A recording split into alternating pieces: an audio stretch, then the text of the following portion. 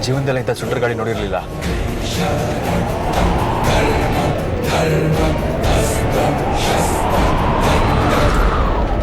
ಅಮೃತ ಅವರೇ, ಅಮೃತ ಅವರೇ,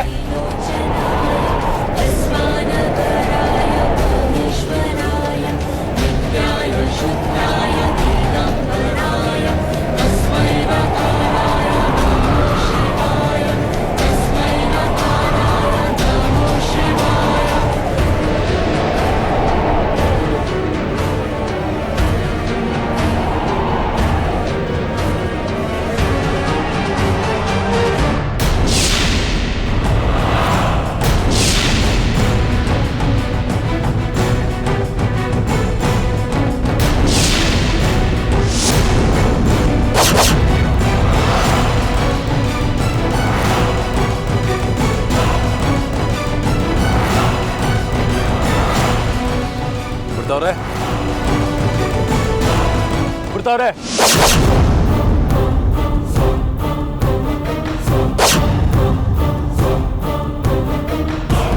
ಒಳ್ಳೆ ಕೆಲಸಕ್ಕೆ 108 ವಿಘ್ನ ಅನ್ನೋದು ನಿಜ. ಅಮೃತವ್ರೆ, ಅಮೃತವ್ರೆ, ಎಲ್ಲಿದ್ದೀರಾ? ಅಮೃತವ್ರೆ, ಅಮೃತವ್ರೆ, ಏನಾದರೂ ಆಗುತ್ತೆ ಅಂತಾನೆ ಅಜ್ಜಿ ವಿಷ್ಣುಪುರಕ್ಕೆ ಹೋಗೋದು ಬೇಡ, ಪೂಜೆ ಮಾಡಿಸೋದು ಬೇಡ ಅಂತ ಹೇಳಿದ್ದು. ಎಲ್ಲಿ ಹೋದ್ರಪ್ಪ ಇವರು? ಅಮೃತ ಅವರೇ, ಅಮೃತ ಅವರೇ! ಗಂಭೀರ ಸಿಂಹಗ್ರಾವ ಕ್ಷೇತ್ರವಾಸ ಜಯಸಿಂಹ ದೈತ್ಯಾಂತ ವಿದ್ಯುದ್ಘಾತ ವೀಕ್ಷಾರೋಕ್ಷ ನರಸಿಂಹ ವಿಸ್ತೃತ ವಿಸ್ತೃತ ಕರ್ಕಶ ಚಾಲಿತ ದೀರ್ಘಹಸ್ತ ವಿಶ್ವಹಿತ ಶಕ್ತಿಯುತ ಶಂಕರ ಚಕ್ರಕರ ಜ್ವಾಲಾಕೇಸರ ಸಿಂಹ ಶೂರಾನಖರಣ ಸಿಂಹ ಶಶ್ವತ್ ಶಾಂತಿ ಸಂಸ್ಥಾಪನಾರ್ಥಕ ರೋಗಧ್ವಂತ ವಿಧ್ವಂಸಕಾರಕ ಮೃತ್ಯುಂಜಯ ವಿಜಯ ನಾರಸಿಂಹ. ಅಣ್ಣ, ನೀನೀಗ ಯೋಚನೆ ಮಾಡ್ತಾ ಕುತ್ಕೊಂಡ್ರೆ ಯಾವ ಪ್ರಯೋಜನ ಇಲ್ಲ. ಅಣ್ಣ ತಂಗಿ ಇಬ್ರು ಪಾಳೆಗಾರರ ತರ ಮೆರಿತಾ ಇದ್ದಾರೆ. ಅವರ ಅಟ್ಟಹಾಸನ ಮಟ್ಟ ಹಾಕದೆ ಹೋದ್ರೆ ನನ್ನ ಹೆಸರು ಧರ್ಮೇಂದ್ರನೇ ಅಲ್ಲ. ನೋಡಿ, ನೀವುಗಳು ನಾನು ಹೇಳೋದನ್ನ ಚಾಚು ತಪ್ಪದೆ ಮಾಡಬೇಕು. ಅವನು ಅದು ಹೇಗೆ ಪೂಜೆನ ನೆರವೇರಿಸ್ತಾನೆ ಅಂತ ನಾನು ನೋಡ್ತೀನಿ. ಏನ್ ಮಾಡ್ಬೇಕು ಹೇಳೋಣ?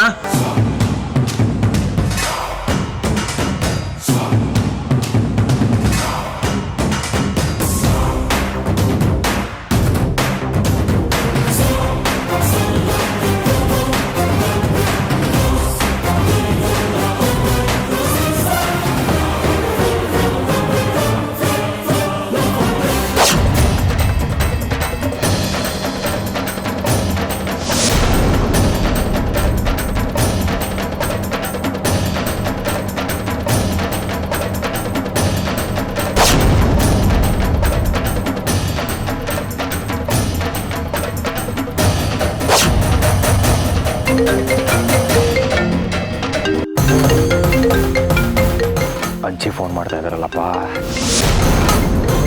ಫೋನ್ ಎತ್ತಿದ್ರೆ ಅಮೃತವ್ರು ಎಲ್ಲಿ ಅಂತ ಕೇಳ್ತಾರೆ.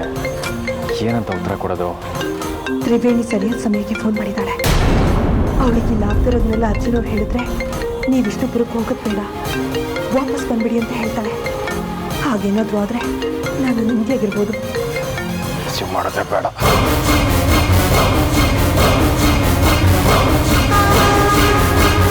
ಏನಿವ್ನು ಇಷ್ಟು ಸಲ ಫೋನ್ ಮಾಡಿದ್ರು ಇವನು ಫೋನೇ ಎತ್ತುತ್ತಾ ಇಲ್ವಲ್ಲ.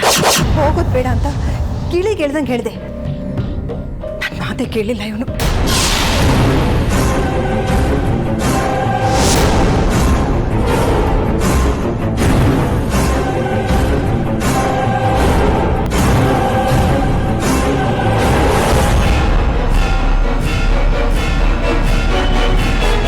ನೋಡು, ಅವರೆಲ್ಲ ದೇವಸ್ಥಾನ ಬಾಗಿಲು ತೆಗೆದ್ರೊಳಗಡೆ ನಾವು ನಮ್ಮ ಕೆಲಸ ಮುಗಿಸಿ ಇಲ್ಲಿಂದ ಹೊರಗೋಗ್ಬೇಕು. ಸರಿ, ರೆಡಿ.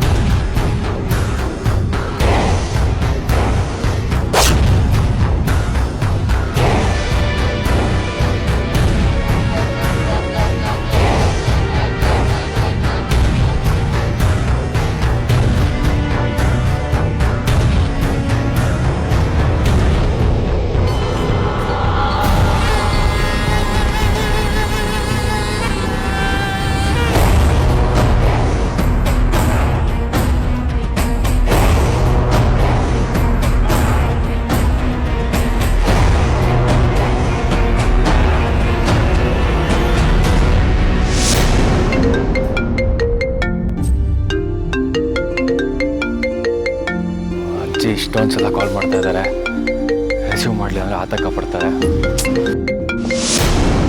ಎಷ್ಟು ಸಲ ಅಂತ ನಿನ್ನ ಫೋನ್ ಮಾಡೋದು? ಯಾಕೋ ಫೋನ್ ತೆಗಿತಾ ಇಲ್ಲ ನೀನು? ಅದು ಅಜ್ಜಿ ಸೈಲೆಂಟ್ ಹಾಕಿದ್ದೆ. ಸರಿ ಸರಿ, ಏನೂ ಅಪಾಯ ಇಲ್ಲ ತಾನೇ? ಏನೂ ಇಲ್ಲ, ಏನಿಲ್ಲ. ಅಮೃತ ಎಲ್ಲಿ?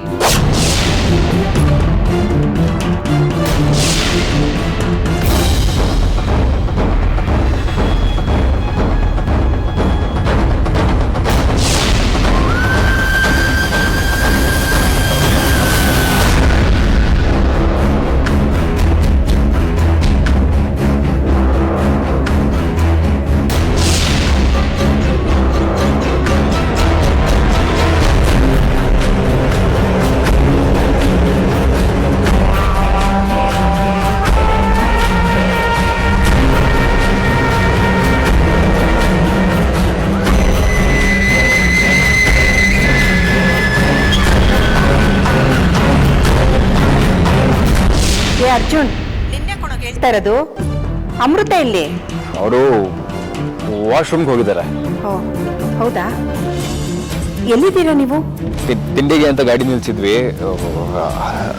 ವಾಶ್ರೂಮ್ಗೆ ಹೋಗಿದ್ದಾರೆ. ಸರಿ, ಅವಳು ಬಂದ್ಮೇಲೆ ಫೋನ್ ಮಾಡಿಸು, ಮರಿಬೇಡ. ಸರಿ, ಹುಷಾರು ಕಣೋ.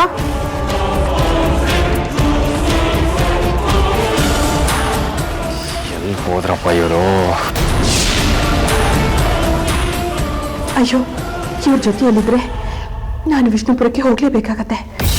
ಸದ್ಯಕ್ಕೆ ನನಗಿರೋ ಒಂದೇ ಒಂದು ದಾರಿ ಅಂದರೆ ಶಿವಳಿನ ಮರೆಯಾಗೋದು.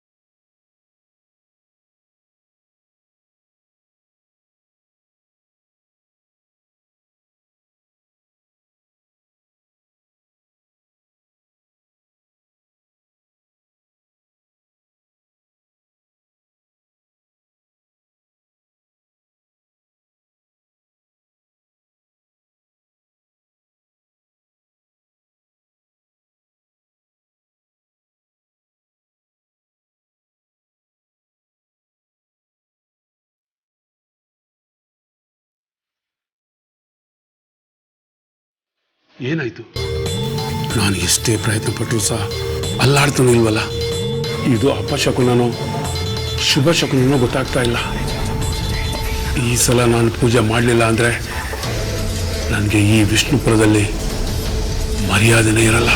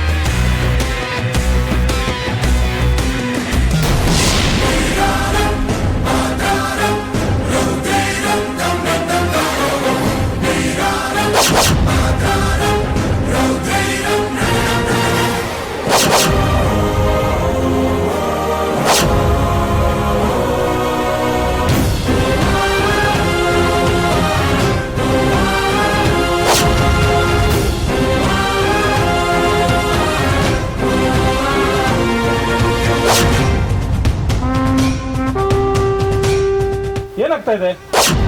ಬಾಗಿಲು ತೆಗೋಕೆ ಆಗ್ತಾ ಇಲ್ಲ. ನಿಮ್ ಕೈಗೆ ಬಾಗಿಲು ತೆಗಕ್ಕಾಗ್ಲಿಲ್ಲ ಅಂದ್ರೆ ಏನರ್ಥ? ಯಾಕೋ ಶುಭ ಅಲ್ಲ.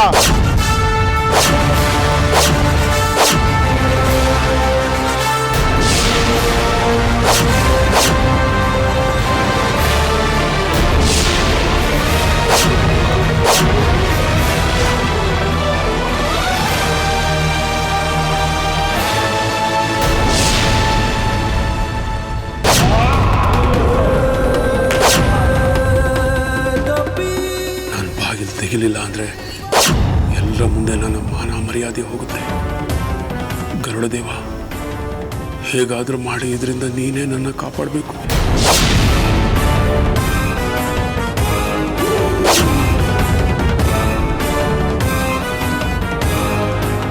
ದೇವ್ರೆ, ನಿನ್ನ ನಂಬಿದ್ದೀನಿ. ನಮ್ದವರನ್ನು ನೀನು ಯಾವತ್ತೂ ಕೈ ಬಿಟ್ಟಿಲ್ಲ ಅಂತ ನನಗೆ ಗೊತ್ತು.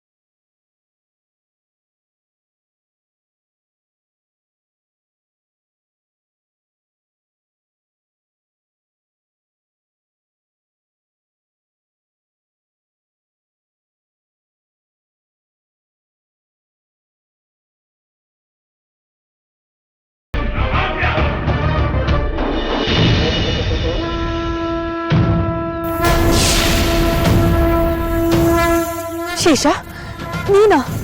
ನಾನೇ. ಯಾಕೆ ಹೀಗೆ ಓಡ್ತಾ ಇದೀಯ ಅಮೃತ ನೀನು?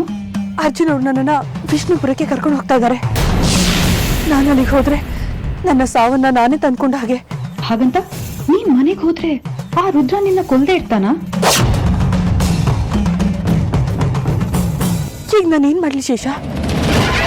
ರುದ್ರನ್ ಜೊತೆ ಹೋರಾಡಿದ್ರೆ ಬದುಕೋ ಅವಕಾಶ ಇರುತ್ತೆ.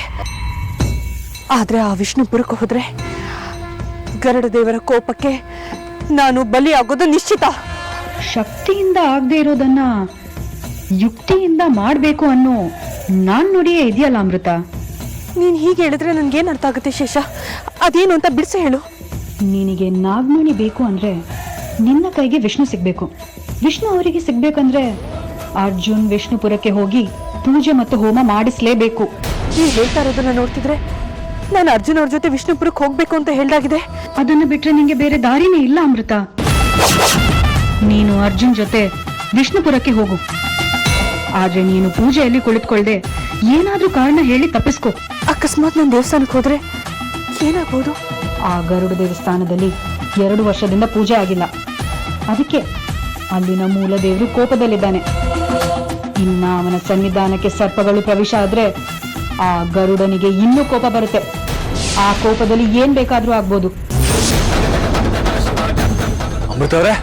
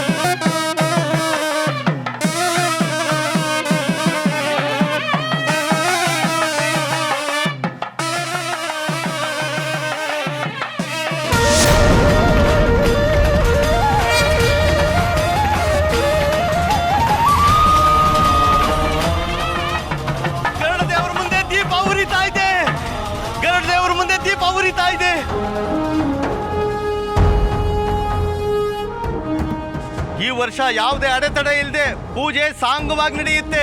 ಇದರಲ್ಲಿ ಯಾವುದೇ ಅನುಮಾನ ಬೇಡ.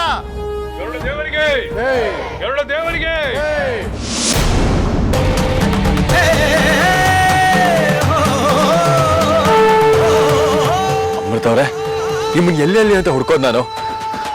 ಅರ್ಜುನ್ ಅವರೇ, ಅದೆಂತ ಬಿರುಗಾಳಿ! ಅಂತ ಬಿರುಗಾಳಿನ ನನ್ನ ಜೀವನದಲ್ಲಿ ಯಾವತ್ತೂ ನೋಡಿರಲಿಲ್ಲ. ಆ ಧೂಳಿಗೆ ನಾನು ಎಲ್ಲಿದ್ದೀನಿ ಅಂತಾನೆ ಗೊತ್ತಾಗ್ಲಿಲ್ಲ ನನಗೆ. ನಿಮ್ಮನ್ನು ಹುಡುಕಿ ಸಾಕಾಗೋಯ್ತು. ಯಾವ ಕೇಡುಗಾಲಕ್ಕೆ ಅಂತ ಭಯಂಕರವಾದ ಸುಂಟರ್ ಗಾಳಿ ಬಂದು ನಮ್ಮಿಬ್ಬರನ್ನ ದೂರ ಮಾಡ್ತೋ ಏನೂ ಗೊತ್ತಿಲ್ಲ. ಸ್ವಲ್ಪದ್ರಲ್ಲೆಲ್ಲ ಮುಗಿತ್ತಲ್ಲ, ಅದೇ ಸಮಾಧಾನ. ಬನ್ನಿ ಹೋಗೋಣ. ಇನ್ನೂ ಎಷ್ಟು ದೂರ ಇದೆ? ಇನ್ನೊಂದು 5-10 ಕಿಲೋಮೀಟರ್ ಇರ್ಬೋದು. ಬನ್ನಿ ಬೇಗ ಹೋಗೋಣ.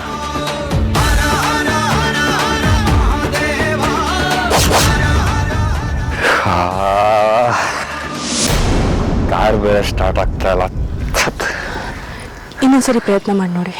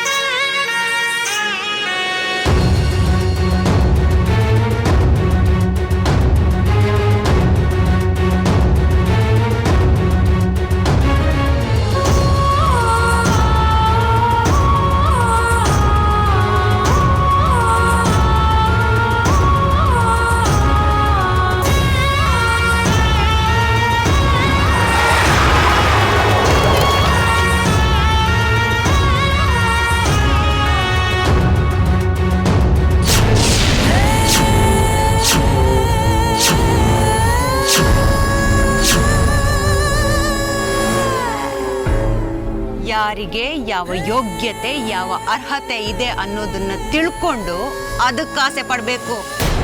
ಆನೆ ಅಂಬಾರಿ ಹೊರತ್ತೆ ಅಂತ ಆಡು ಕೂಡ ಅಂಬಾರಿ ಹೊರೋ ಕನಸ್ಕೊಂಡ್ರೆ ಹೇಗೆ? ನಾಯಕನಿಗೂ ನಾಯಿಗೂ ಸಮ ಆಗತ್ತಾ?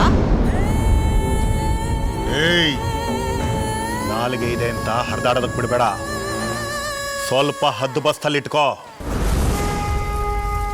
ಪದೇ ಪದೇ ನನ್ನ ತಂಟೆಗೆ ಬರ್ತಾ ಇದೆಯಾ? ಇದ್ರ ಪರಿಣಾಮ ನೆಟ್ಟಗಿರೋದಿಲ್ಲ. ಕೈಲಾಗದೆ ಇದ್ರು ಬಾಯ್ ಬಡ ಏನು ಕಡಿಮೆ ಇಲ್ಲ. ನಿನ್ನ ಟೈಮ್ ಚೆನ್ನಾಗಿತ್ತು, ನೀನಿನ್ನು ಉಳ್ಕೊಂಡಿದ್ಯಾ. ಕರಡ ವಂಶದ ವೈರತ್ವ ಕಟ್ಕೊಂಡು ನಿನ್ನ ಬಿಟ್ರೆ ಬೇರೆ ಯಾರು ಉಳಿದಿಲ್ಲ. ಏ, ಉರಿಯೋ ಸೂರ್ಯನ್ಗೂ ಮುಪ್ಪು ಬಂದು ಮುಳುಗ್ತಾನೆ. ಅಂಥದ್ರಲ್ಲಿ ನೀವೇ ಶಾಶ್ವತ ಅಂತ ಮೆರಿಬೇಡಿ. ಗರುಡ ವಂಶಕ್ಕೆ ಗರುಡ ದೇವಸ್ಥಾನ ಅಂತ 106 ವರ್ಷಗಳ ಹಿಂದೆನೆ ಬರ್ದಿದೆ. ಅದನ್ನ ತಪ್ಪಿಸೋದಕ್ಕೆ ನಿನ್ನಿಂದ ಆಗಲ್ಲ ಅಂತ ಪ್ರಯತ್ನನೂ ಪಡಬೇಡ. ಮೊದಲಿನಿಂದ ತೊಲಗು. ಅಣ್ಣ ತಂಗಿ ಎಷ್ಟು ದಿನ ಆರ್ಭಟಿಸ್ತಿರೋ ಆರ್ಭಟಿಸಿ. ನಿಮ್ಮ ಆರ್ಭಟನ ಹೇಗೆ ತಣ್ಣಗೆ ಮಾಡಬೇಕು ಅಂತ ನನಗೆ ಚೆನ್ನಾಗಿ ಗೊತ್ತು.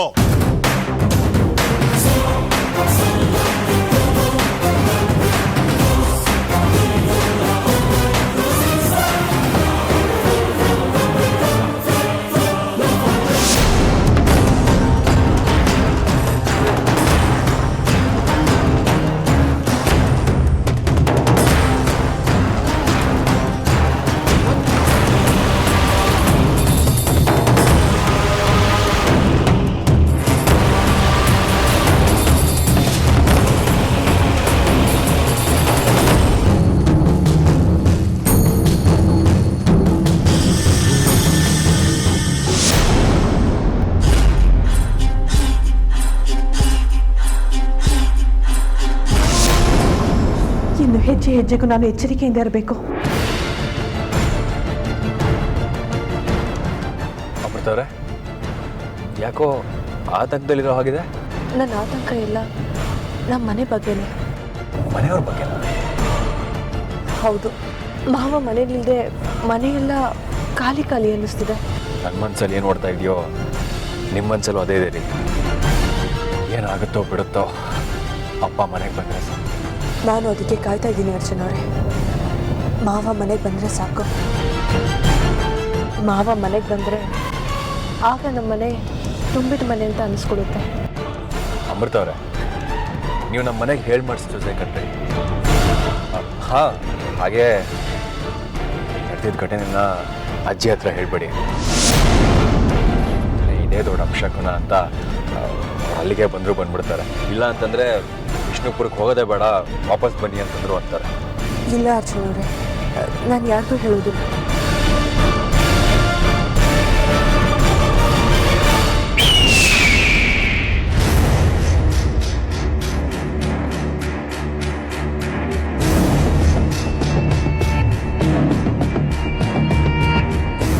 ನಿಲ್ಸಿ ನಿಲ್ಸಿ ನಿಲ್ಸಿ.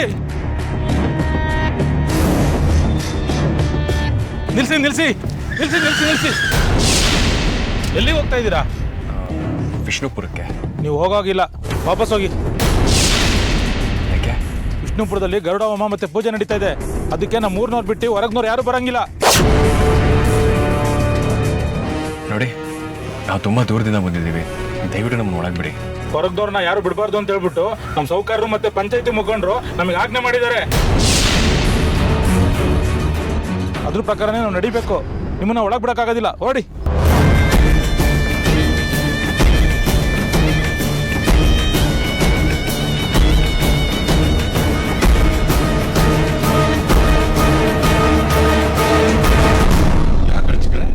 ಏನಾಯ್ತು? ಯಾಕೆ ತಡಿತಾ ಇದ್ದೀರಾ?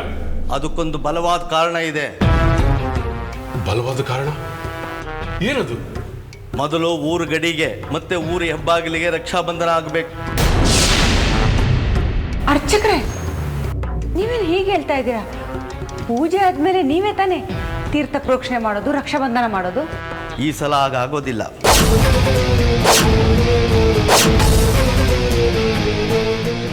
ಯಾಕೆ? ಹೋದ ಸಲ ಹೊರಗಿಂದ ಬಂದ ಜನರಿಂದ ನಮ್ಮ ಪೂಜೆ ಅರ್ಥಕ್ಕೆ ನಿಂತಿದ್ದು.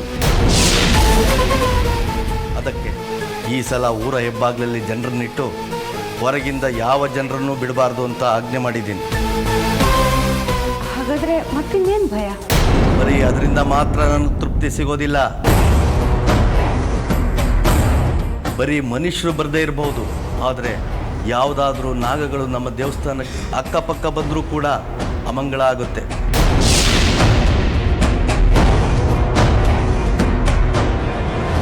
ಅದಕ್ಕೆ ಏನ್ ಮಾಡ್ಬೇಕೀಗ? ಊರ ಗಡಿ ಸುತ್ತ ಹಾಗೆ ಊರ ಹೆಬ್ಬಾಗ್ಲಲ್ಲಿ ಹೋದ ವರ್ಷದ ಗರುಡ ಹೋಮದ ಭಸ್ಮನ ರಕ್ಷಾ ಕವಚ ಹಾಕಬೇಕು. ಆಗ ಯಾವ ನಾಗಗಳು ಸಹ ನಮ್ಮ ಊರಿಗೆ ಬರೋದಿಲ್ಲ. ಈ ಸಲದ ನಮ್ಮ ಪೂಜೆ ಯಾವ ವಿಘ್ನವೂ ಇಲ್ಲದೆ ಸಾಂಗವಾಗಿ ನಡೆಯುತ್ತೆ. ನೀವು ಹೇಳ್ತಾ ಇರೋದು ಸರಿಯಾಗೇ ಇದೆ. ಹೋಗಿ ಹಾಕಿ ಬನ್ನಿ.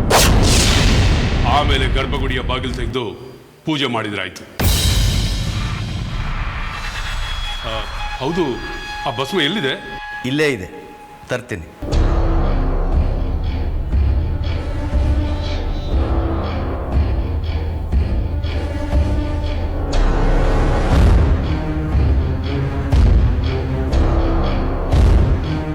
ಹೋಗಿ ಬನ್ನಿ. ಸಾಧ್ಯ ಇಲ್ಲ.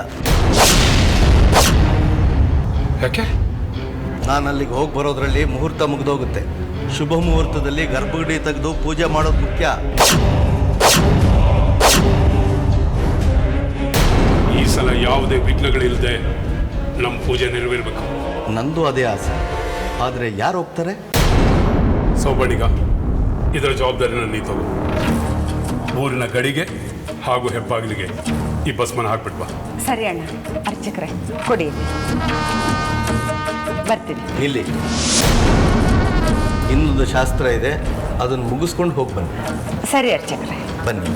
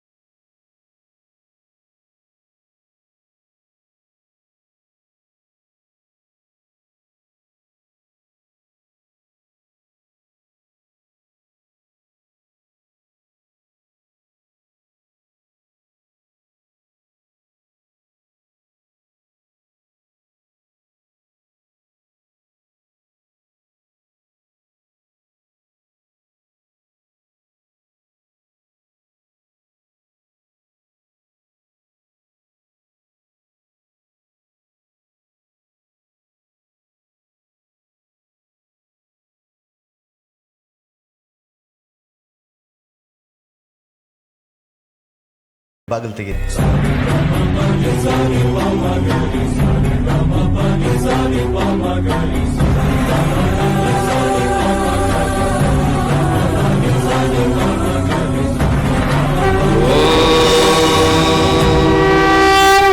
तत्पुरुषाय विद्महे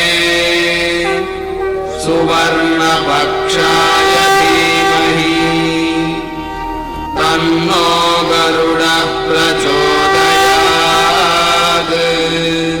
ಅರ್ಚಕರೇ, ಈ ಸಲ ಏನೇ ಅಡ್ಡಿ ಆತಂಕ ಬಂದರೂ ನಮ್ಮ ಪೂಜೆ ಹೋಮ ಸಾಂಗವಾಗಿ ನೆರವೇರುತ್ತೆ.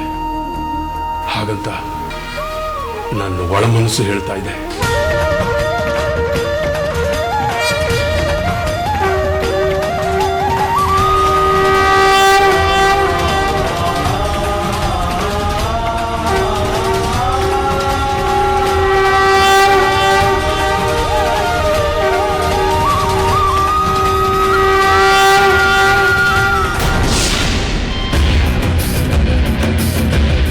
ಅಣ್ಣ, ನಿಮ್ಗಾದ ಅವಮಾನ ನೆನೆಸ್ಕೊಂಡು ಹೀಗೆ ಒಳಗೊಳಗೆ ಒದ್ದಾಡೋದಲ್ಲ.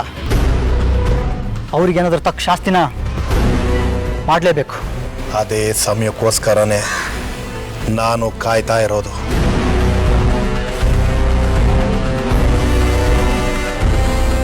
ಅಣ್ಣ, ಆ ಸಮಯ ಬಂದಾಯ್ತು. ಏನು?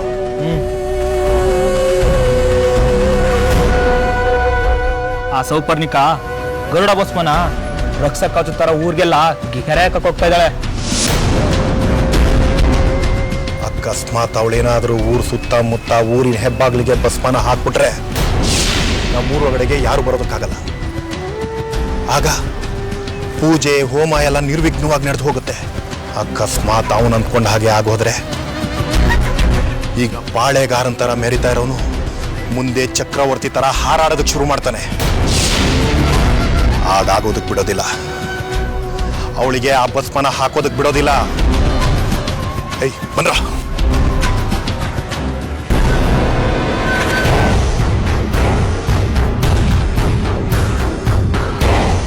ದಯವಿಟ್ಟು ಅರ್ಥ ಮಾಡ್ಕೊಳ್ಳಿ, ನಾವು ತುಂಬ ದೂರದಿಂದ ಬಂದಿದ್ದೀವಿ. ನೋಡಿ ಸ್ವಾಮಿ, ನೀವು ಎಷ್ಟು ದೂರದಿಂದ ಬಂದಿದ್ರು ಅಷ್ಟೇ, ಊರೊಳಗಡೆ ಬಿಡೋಕ್ಕಾಗೋದಿಲ್ಲ ಅಂದರೆ ಬಿಡೋಕ್ಕಾಗೋದಿಲ್ಲ ಅಷ್ಟೇ. ನೀವೇ ನೋಡಿ.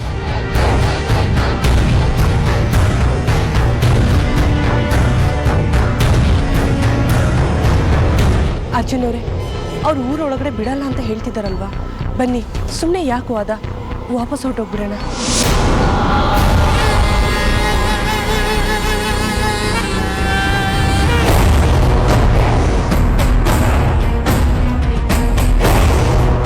ನೋಡಿ, ಅಷ್ಟು ದೂರದಿಂದ ಇಲ್ಲಿವರೆಗೂ ಬಂದಿದ್ದು ಸುಮ್ಮನೆ ಬರಿಗೈಲಿ ಹೋಗೋದಕ್ಕಲ್ಲ.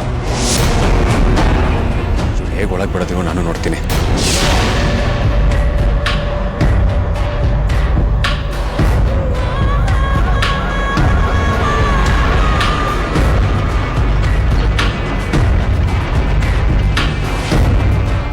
ನೋಡಿ, ಪ್ಲೀಸ್ ನಮ್ಮನ್ನು ಒಳಗೆ ಬಿಡಿ.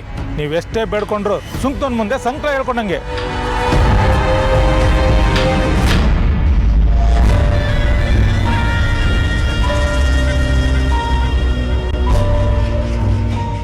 ನಿಮ್ಮ ವರ್ತನೆ ಅರ್ಥ ಆಗ್ತಾ ಇಲ್ಲ. ಇಷ್ಟಕ್ಕೂ ಒಳಗೆ ಯಾಕೆ ಬಿಡ್ತಾ ಇಲ್ಲ? ನಮ್ಮೂರು ಗರುಡ ದೇವಸ್ಥಾನದಲ್ಲಿ ಪೂಜೆ ಮತ್ತೆ ಹೋಮ ನಡೀತಾ ಇದೆ. ಅದಕ್ಕೆ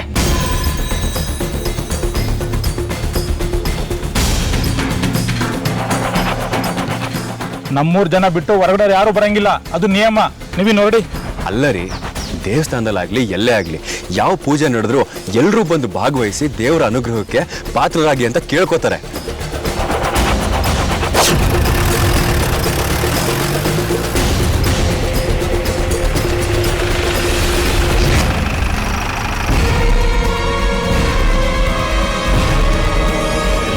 ನೀವು ದೇವಸ್ಥಾನಕ್ಕೆ ಬರಬೇಡಿ ಅಂತ ಹೇಳ್ತಾ ಇದ್ದೀರಲ್ಲ, ಅಲ್ಲ ನಿಮ್ಮ ದೇವಸ್ಥಾನ ನಿಮ್ಮ ಊರು ಭಾರತ ದೇಶದೊಳಗೆ ಇದೆಯಾ? ಯಾವ್ಯಾವ ಊರಲ್ಲಿ ಹೆಂಗಿದೆಯೋ ನಮಗೆ ಗೊತ್ತಿಲ್ಲ. ಇದು ನಮ್ಮ ವಿಷ್ಣುಪುರದ ಕಟ್ಲೆ, ನಾವು ಅದಕ್ಕೆ ತಲೆ ಬಾಗ್ಲೇಬೇಕು.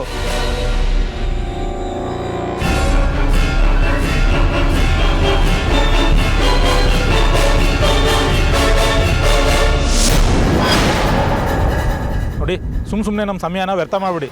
ಮೊದಲು ಹೊರಡಿ ಇಲ್ಲಿಂದ. ಹೇಳಿದ್ನೆ ಮತ್ತೆ ಮತ್ತೆ ಹೇಳಿ.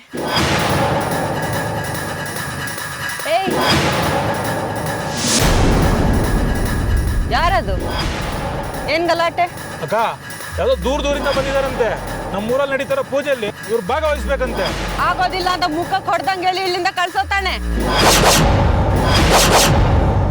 ನಾನು ಎಷ್ಟು ಹೇಳಿದ್ರು ಅವ್ರು ಕೇಳ್ತಾ ಇಲ್ಲಕ್ಕ, ಅವ್ರು ಹೋಗ್ತಾನೂ ಇಲ್ಲ. ನೋಡಿ, 2 ದಿನ ಹೊರಗಡೆಯವ್ರು ಯಾರು ಈ ಊರಿಗೆ ಬರೋ ಹಾಗಿಲ್ಲ. ದಯವಿಟ್ಟು ಇಲ್ಲಿಂದ ಹೊರಟೋಗಿ. ನಾವು ಅದೇ ದೇವಸ್ಥಾನದಲ್ಲಿ ಪೂಜೆ ಮಾಡಿಸ್ಬೇಕು ಅಂತ ಬಂದಿದ್ದೀವಿ. ಒಳ್ಳೆ ಮಾತಿಂದ ಒಂದ್ಸಲ ಹೇಳಿದ್ರೆ ಅರ್ಥ ಆಗಲ್ವಾ? ಎಲ್ಲಿಂದ ಹೋದ್ರೆ ಸರಿ. ಏನೋ ಅಜ್ಜನವ್ರೆ, ನಾವು ಬಂದಿರೋದು ಬೇರೆ ಊರಿಗೆ. ಇಲ್ಲಿನ ಸಂಪ್ರದಾಯ ಪದ್ಧತಿಗಳು ಏನಿರುತ್ತೆ ಏನೋ ಗೊತ್ತಿಲ್ಲ. ದಯವಿಟ್ಟು ಸುಮ್ಮನೆ ಇದ್ಬಿಡಿ. ಅಲ್ಲ ರೀ, ದಯವಿಟ್ಟು ನನ್ನ ಮಾತು ಕೇಳ್ತೀರಾ?